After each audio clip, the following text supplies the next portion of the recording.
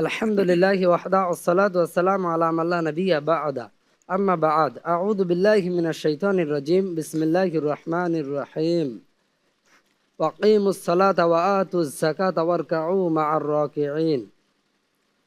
আল্লাহ সুবহানাহু ওয়া তাআলা পবিত্র কোরআনে সূরা আলে ইমরানের 19 নম্বর আয়াতে বলেন, ইন্নাদ দীনা ইনদাল্লাহিল ইসলাম, যে আল্লাহর নিকট মনোনীত জীবন ব্যবস্থা হচ্ছে Islam. Islam is the complete code of life. Islam হচ্ছে পরিপূর্ণ জীবন ব্যবস্থা, এতে কোনো কিছুর কমতি নেই। তা ইসলাম প্রত্যেক জাতির মধ্যেই কোনো না কোনো অভিবাদন রীতি রয়েছে।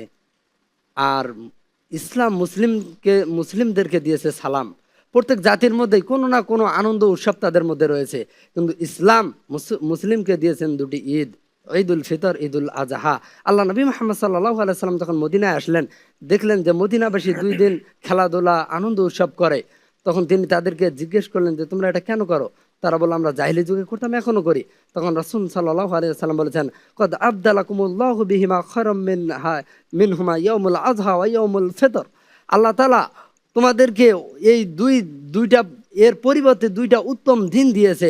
একটা হচ্ছে ঈদুল ফিতর, একটা হচ্ছে ঈদুল আজহা। আর ঈদুল ফিতর, ঈদুল আজহার সাথে সংশ্লিষ্ট একটা গুরুত্বপূর্ণ বিষয় হচ্ছে সালাতুল ঈদাইন, অর্থাৎ ঈদের সালাত।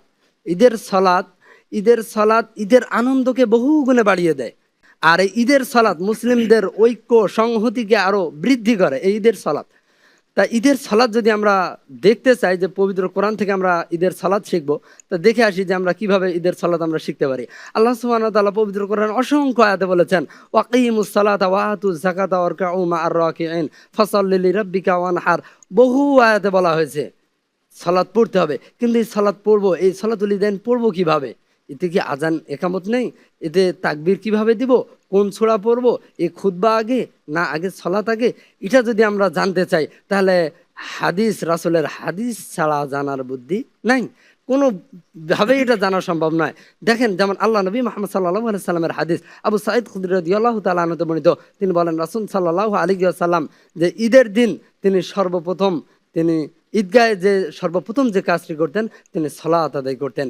এরপর তিনি সালাতের পর তিনি সাহাবীদের দিকে মুখ করে উঠে দাঁড়াতেন এবং তাদেরকে নসিহত করতেন।